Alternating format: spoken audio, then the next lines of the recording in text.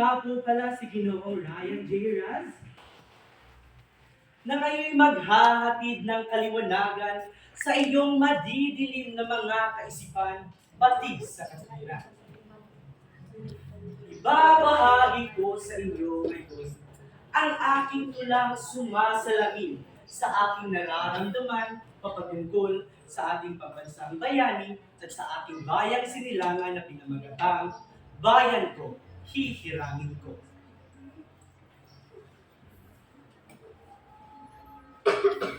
Ako'y isang simpleng binata lamang. Siyempre, humihinga, kumakain, at nakikipaghandilo ng walang pag-aalinlangan.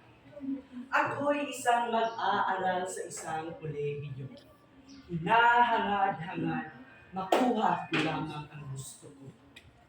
Bayang sinilangan, warit inabuso. Mga Pilipino'y naghihirap sa mga kamay ng mga banyagang mapangabuso. Kulturang pilit binago, di lang pinalitan, kundi ito'y dahan-dahang kinalimutan at biglang naglaho. Bagkus sa mga kaganapan, isang taong tumayo't naging sandigan. Milyon-milyong sambayanan ang humahanga sa kanyang talento at abilidad na parang sapul sa isang banga. Jose Protasio Rizal Mercado, E. Alonso Realonda ang kanyang pangalan. Siya ay makisig, malakas ang dating, at higit sa lahat, lapitin ng mga bini-bini.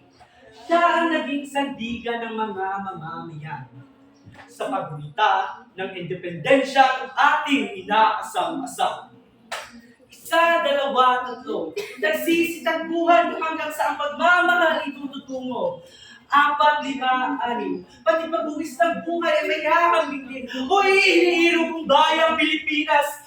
Parang isang ibong nakakulong sa kasalimlan at parang ibong ni Makalpas. Umiiyak, sumisigaw ng isang himig na tulong, tulong, tulong.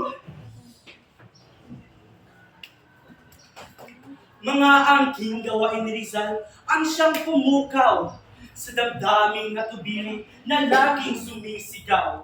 Na parang may isang alupihit na sumisingaw at bigla-biglang bumulaklak nang wala natubili na nagliyak gaya ng ilaw.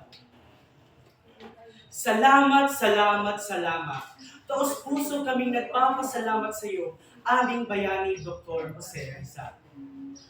Ako ngayon naglalakad. Napapaisip kung ano ang aking papel sa mundong aking mapapadpad. Ako ba ay isang instrumento? Ako ba ay musika ng pag-asa? Sa paggunita ng isang gawaing may kabuluhan at sa tinatawag nating pagbabago na kasama ka. Pilipino ako. Ako'y isang Pilipino. Kayo, kayo, kayo. Oo, kayo! Samahan niyo ako! Tangkilikin natin! Tangkilikin natin! Tangkilikin natin ang sariling atin. Bayan ko, hihirangin ko.